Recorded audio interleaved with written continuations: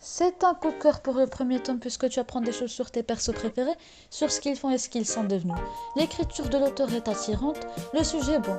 Deuxième coup de cœur pour le deuxième tome puisque tu apprends encore quelques petits trucs sur tes persos préférés, sur ce qu'ils font et ce qu'ils sont devenus après les aventures du tome 1. L'écriture de l'auteur est encore assez bien, le sujet est pertinent. Mais quand tu vois que le sujet venir à des kilomètres à l'heure pour le troisième tome et tu vois qu'il va se calquer sur le schéma des deux premiers tomes, alors pour moi, personnellement, je dis c'est assez. Eh bien oui, aujourd'hui je vais vous parler du troisième tome du Pays des Contes par Chris Colfer, publié aux éditions Michel Lafon qui se nomme L'éveil du dragon. Eh bien oui, ce n'est pas un coup de cœur pour le 3, malheureusement. Bref, nous retrouvons Connor qui vit avec sa mère et Bob, qui part en voyage scolaire en Allemagne pour découvrir 3 contes perdus des frères Grimm. Manque de bol, le troisième annonce un grave danger qui avance vers le pays des contes.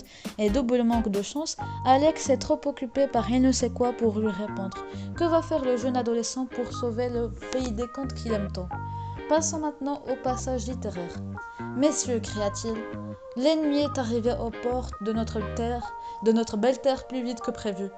Les soldats et leurs trolls sont peut-être plus nombreux que nous, mais ils ne nous surpasseront jamais en cœur, en courage, ni en amour pour notre pays. Donc c'est l'un des rares passages, et les plus touchants d'ailleurs, qui m'ont permis de continuer à lire ce tome plutôt. Pas merveilleux parce que j'étais encore en train de penser aux 2 premiers tomes. Ce qui est encore assez bizarre, c'est que ce troisième tome ne soit pas à la hauteur des 2 premiers. Mais quand même, en fait, ce livre, pour moi, ce n'est pas un coup de cœur comme vous l'aurez compris. En fait, il est entre la déception normale, légère, pas légère, mais quand même la déception normale, et la grosse déception, à mi-chemin.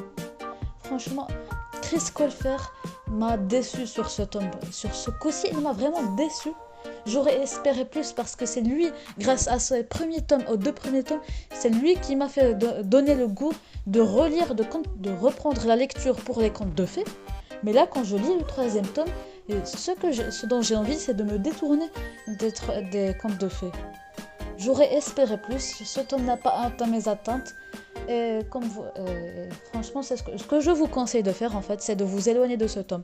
Donc la morale de l'histoire, de la vidéo, contentez-vous des 2 premiers tomes, le troisième n'en vaut vraiment pas la peine. Donc j'espère que la vidéo vous aura été utile, pensez à liker la vidéo si elle vous a été utile, et à la prochaine les amis.